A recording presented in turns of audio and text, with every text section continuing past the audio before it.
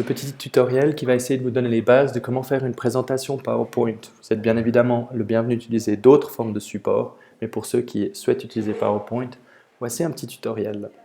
Donc je vous ai envoyé une trame qu'on va trouver ici et qui consiste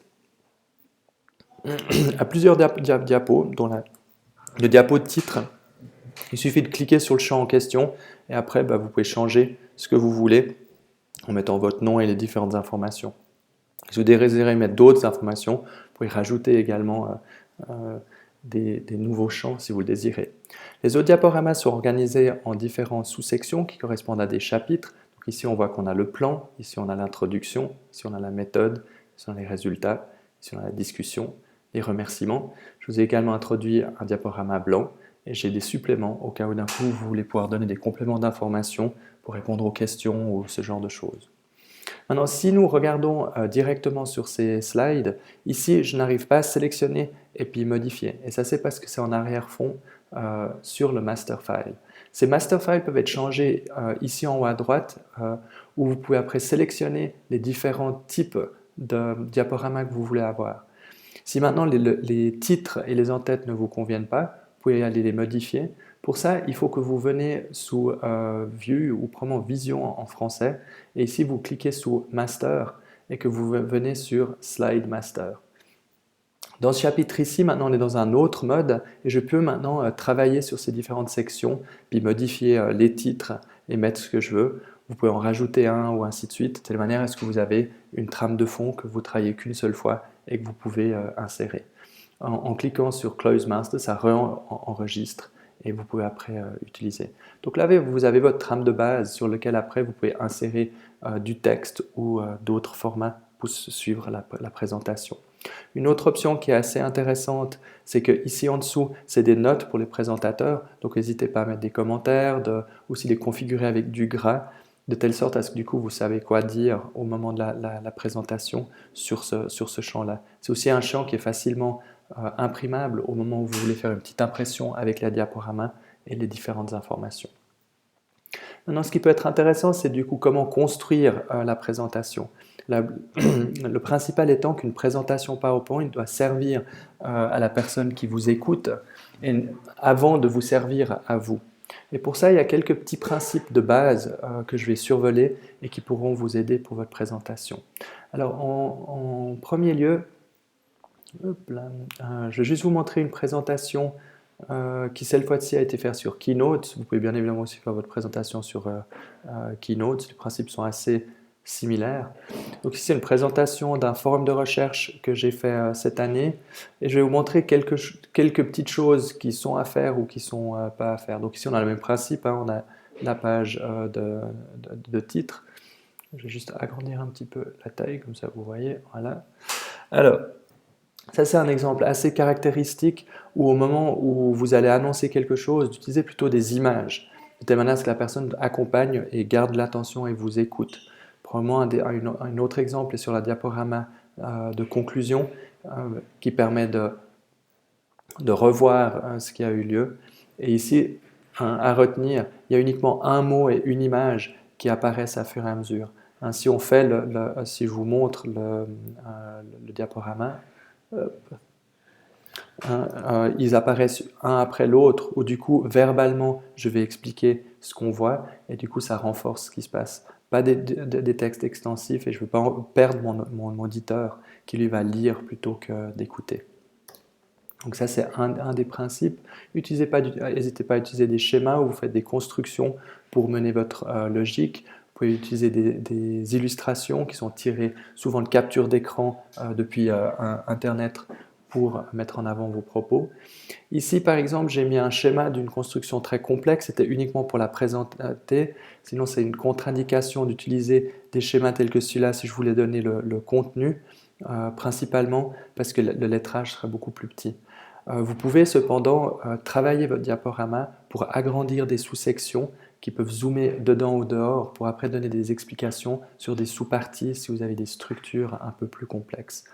Même chose par rapport au tableau, hein, utilisez du gros texte de manière à ce que ce soit lisible pour les personnes. Et si ce n'est pas le cas, essayez de résumer au maximum pour éviter de mettre trop de texte et de faire que les gens n'arrivent pas à lire ce qu'il y a dessus. L'autre chose qui est très important, c'est de structurer votre présentation. Donc ici, c'était une présentation assez générale, vous avez une structure qui est assez définie par rapport à la méthode, mais vu que vous êtes trois présentés, celle-ci elle peut varier de l'un à l'autre. Accompagnez les personnes dans cette structure, soit vous la présentez au début en donnant un plan qui vont dire aux gens ce qui va se passer. Là, par exemple, cette présentation-là était organisée en 4 différentes sections, avec le 4e qui était un rappel.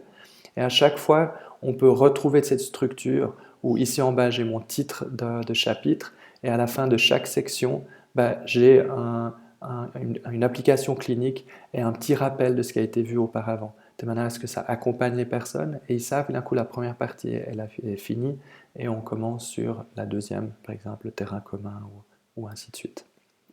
Donc ça c'est le deuxième point par rapport à la présentation. Ensuite, il y a un autre point qui est plus difficile à illustrer directement sur PowerPoint, mais c'est par rapport à vous-même. Donc, généralement, ce que moi je fais, c'est que j'utilise mes commentaires au début, j'écris quasiment en texte en entier ce que je vais raconter. Là, je vais juste rajouter les commentaires parce qu'on ne le voit pas. Hein. Ils ne sont pas là. View. Je peux vous faire une présentation comme... Non, là on n'a pas en externe, donc c'est pas... Alors, reverse. Voilà, donc ici, je l'ai telle qu'elle va se présenter. Et là, j'ai une vision sur le slide suivant. J'ai aussi le temps que je vais mettre. Et puis du coup, je peux voir aussi sur les constructions. Mais c'est pas ça que je voulais vous montrer. Je voulais montrer les champs commentaires que j'arrive pas du coup maintenant à rendre visible. Alors, ça doit normalement être ici. Comments. Je vais les cacher. Je vais les remettre. Show comments. Ah, mais ça, c'est les commentaires. C'est pas les... Alors, Show presenters note. Voilà. Voilà. Donc ici, c'est le même champ que vous avez sur PowerPoint. Là, je suis sur Keynote. Mais ici, j'ai le texte qui me permet d'avoir une ligne. Et généralement, j'écris initialement en entier ce que je vais raconter en texte. Alors souvent, pour me servir comme instrument, je vais utiliser aussi du gras pour uniquement mettre les termes, de manière à ce que quand je présente, si d'un coup j'ai un blanc avec un terme compliqué ou un endroit où je sais que je me perds, en un coup d'œil, j'arrive à me repérer et puis le retrouver. Mais ces explications, je ne les mets jamais directement sur la diapositive, de telle sorte à ce que les autres personnes ne soient pas noyées dans un ensemble d'informations. Donc là, vous voyez, hein, sur chaque diaporama, j'ai différentes explications du contenu et de ce que je raconte. Donc utilisez bien cet espace par rapport à ça. Vous pouvez aussi indiquer qui c'est qui doit parler ou ce genre de choses, en sachant que lors de la présentation, ça vous est visible quand on utilise Keynote. Avec PowerPoint, c'est un peu plus compliqué. Malheureusement, souvent, les commentaires disparaissent au moment de la présentation. Mais là, ce que vous faites, c'est que vous imprimez en allant sous Fichier, Imprimer. Hop. Et puis là, normalement, il vous demande si vous voulez les commentaires ou non. Et comment, du coup, ici, on a Grid, Handout.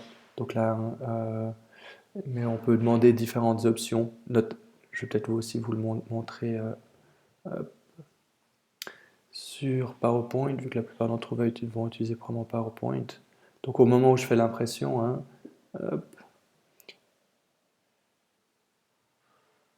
ici hein, j'ai tout.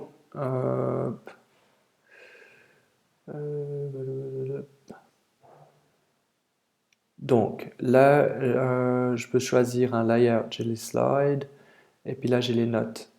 Et quand je choisis ceci, il met le diaporama en dessous, et si on regarde en dessous, il garde les notes normalement. Ah oui, on n'en a pas sur ce diaporama. Mais si on en avait, il mettrait les notes sur le champ du dessous. Donc après, ce que vous faites, c'est que vous imprimez ça. Si c'est trop grand, vous pouvez même mettre 2 copies par page. Puis du coup, il va vous faire la même chose, mais en format A5, puis vous avez vos notes. Du coup, ça vous fait des fiches pour le moment où vous présentez, vous pouvez les avoir.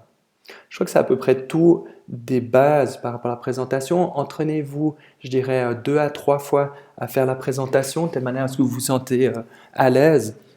Et vous verrez que la première fois, c'est difficile, vous ne trouvez pas vos mots. Puis généralement, la deuxième ou la troisième fois, ça va beaucoup mieux.